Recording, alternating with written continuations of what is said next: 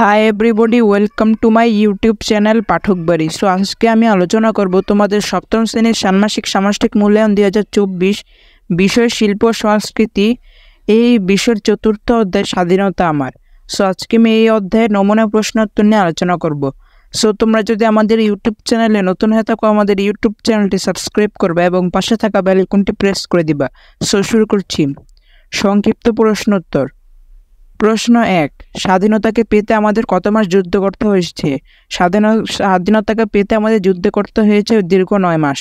প্রশ্ন 2, বঙ্গবন্ধু শেখ মুজিবুর রহমান কখন ঐতিহাসিক ভাষণ দেন? উত্তর, 1971 সালের 7ই মার্চ বঙ্গবন্ধু শেখ মুজিবুর রহমান ঐতিহাসিক ভাষণ দেন। প্রশ্ন 3, মুক্তিযুদ্ধের সময় শিল্পীদের প্রধান কাজ কী ছিল? উত্তর, monogram, poster, cartoon, leaflet, banner, নকশা ইত্যাদির মাধ্যমে দেশে ও বহির্দেশে জনমত সৃষ্টি করাই ছিল তাদের প্রধান কাজ। প্রশ্ন 4, বাংলাদেশের জাতীয় পতাকার রূপকার কে? উত্তর, বাংলাদেশের জাতীয় পতাকার রূপকার শিল্পী কামরুল হাসান। প্রশ্ন 5, বাংলাদেশের জাতীয় পতাকা সরকারিভাবে কবে গৃহীত হয়? উত্তর, বাংলাদেশের জাতীয় পতাকা সরকারিভাবে 1972 সালের 17 জানুয়ারি গৃহীত হয়। প্রশ্ন 6, বাংলাদেশের প্রথম মানচিত্র খচিত পতাকার নকশাকার কে? উত্তর, বাংলাদেশের প্রথম মানচিত্র খচিত পতাকার নকশাকার শিবনারায়ণ দাস। প্রশ্ন 7, শিল্পী কামরুল হাসানকে পটুয়া কামরুল হাসান নামেও ডাকা হয় কেন?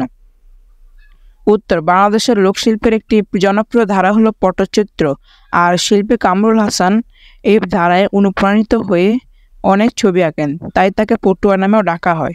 প্রশ্ন 8, কার নেতৃত্বে স্বাধীন দেশের জাতীয় পতাকা ও নকশা হয়? উত্তর, শিল্পী কামরুল হাসানের নেতৃত্বে স্বাধীন দেশের জাতীয় প্রতীকের নকশা হয়। অনুশীলনমূলক কাজ ও সমাধান। প্রশ্ন 1, নিজেদের শরীরকে ব্যবহার করে নকশা তৈরি করব। উত্তর, আমি হাতের ছাপ ব্যবহার করে কিছু নকশা তৈরি করব। এছাড়া আমরা বন্ধুরা মিলে মানব ফুল পতাকা তৈরি করলাম। প্রশ্ন 2, হাতে তাল দিয়ে স্বরগুলো অনুশীলন। উত্তর, আমি হাতে তাল দিয়ে স্বরগুলো অনুসরণ করলাম। 3, স্বাধীনভাবে পোস্টার কেমন লাগলো তা নিয়ে সহপাঠীদের সাথে আলোচনা করব। উত্তর, আমি আমার সহপাঠীদের সাথে স্বাধীনতার সময় যে পোস্টারগুলো তৈরি হয়েছিল তা নিয়ে আলোচনা করলাম। তৎকালীন প্রতিটি পোস্টার ছিল স্বদেশ প্রেম চেতনার একটি অগ্নিমশাল। এই পোস্টারগুলো প্রতিটি বাঙালিকে উদ্দীপ্ত করেছিল, জুগিয়েছিল বিজয় লাভের প্রেরণা। 4, স্বাধীনতার বিষয়ে নিজের মতামত অনুভূতি বন্ধু খাতায় লিখব। উত্তর, স্বাধীনতা এক অম্লান চেতনার নাম। আমি স্বাধীনতা বিষয়ে আমার মতামত বন্ধু খাতায় এভাবে লিখেছি: লাল সবুজের দেশ বাংলাদেশ, হাজার বছরের ঐতিহ্যের দেশ বাংলাদেশ। এ দেশের রক্তাক্ত ইতিহাস আছে। এই ইতিহাস স্বাধীনতার ইতিহাস, আমাদের মুক্তিযুদ্ধের স্বর্ণোজ্জ্বল ইতিহাস।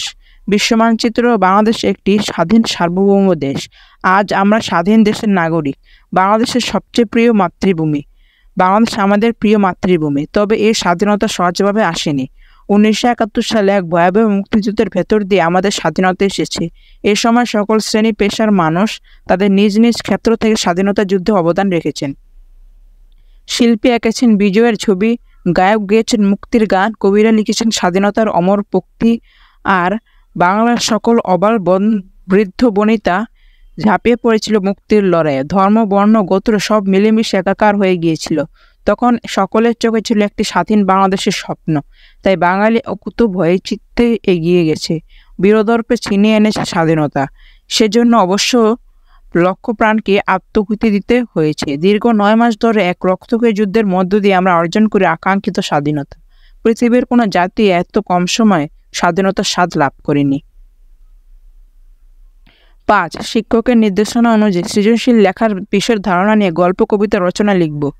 উত্তর, শিক্ষকের নির্দেশনা অনুযায়ী নিচে আমরা রচিত একটি কবিতা দেওয়া হলো, অনুরূপ তোমরাও গল্প ও রচনাও লিখতে পারো। স্বদেশ প্রেম, দীপু আহমেদ।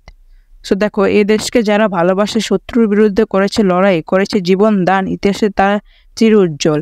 মায়ের শ্রেষ্ঠ সন্তান হে বীর সেনা, তোমাদের ত্যাগের বিনিময়ে আজ সোনার বাংলা হয়েছে স্বাধীন। সোনাফালা এই দেশের তোমরা শ্রেষ্ঠ সন্তান। তোমাদের কথা মনে হলে গর্বে আর খুশিতে প্রাণটা ভরে, তাই সালাম তোমাদের তরে। 6, ছবি আঁকার মধ্য দিয়ে নিজের স্বাধীন অনুভূতি প্রকাশ করো। উত্তর, নিচে 3টি ছবি অঙ্কন করা হলো, এইভাবে আমি আমার অনুভূতি প্রকাশ করতে পারি। সো এরকমভাবে। 7, শিল্পী কামরুল হাসানের শিল্পকর্ম সম্পর্কে আরও জানার চেষ্টা করব। উত্তর, আমি আমার পাঠ্যপুস্তককে সাহসী শিল্পী কামরুল হাসান সম্পর্কে যতটুকু জানতে পেরেছি এবং শিক্ষকের কাছ থেকে ও ইন্টারনেট থেকে যতটুকু জানতে পেরেছি তা নিচে তুলে ধরা হয়েছে।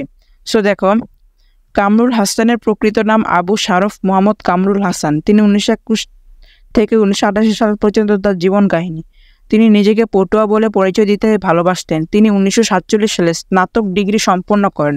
এই সময় তিনি বয়স্কাডোট, শরীরচর্চা, ব্রতচারী আন্দোলন, শিশু সংগঠন মণিমালা, মুকুল ফৌজ ইত্যাদি কর্মকাণ্ডে যুক্ত ছিলেন। দেশ বিভাগের পর কামরুল হাসান ঢাকায় চলে আসেন এবং শিল্পাচার্য জয়নুল আবেদিনের সঙ্গে মিলে প্রতিষ্ঠা করেন আর্ট গ্রুপ। তিনি বাংলাদেশের স্বাধীনতা ও অসহযোগ আন্দোলনের সাথে যুক্ত ছিলেন। পাকিস্তানের সামরিক প্রেসিডেন্ট ইয়াহিয়া খানের একটি রক্তক্ষয়ী হিংস্র মুখমণ্ডল একে চারিদিকে আলোড়ন সৃষ্টি করেন। কামরুল হাসানের চিত্রকলার প্রধান উপাদান ছিল নরনারী, পশু পাখি। এসবের মধ্য দিয়ে তিনি আবহমান বাংলার গ্রামীণ সমাজের সামগ্রিক রূপ, বাংলা নিসর্গ রূপ, স্বৈরশাসকদের অত্যাচার, বাংলাদেশের মুক্তিযুদ্ধ, আনাদার বাহিনীর গণহত্যা ইত্যাদি নিখুঁতভাবে তুলে ধরেন। 8. স্বাধীনতা বলিতে আমি যা বুঝি তা লিখি। উত্তর: স্বাধীনতা বলিতে আমি বুঝি নিজের ইচ্ছেমতো চলা, মত প্রকাশের বা বাক স্বাধীনতা ইত্যাদি।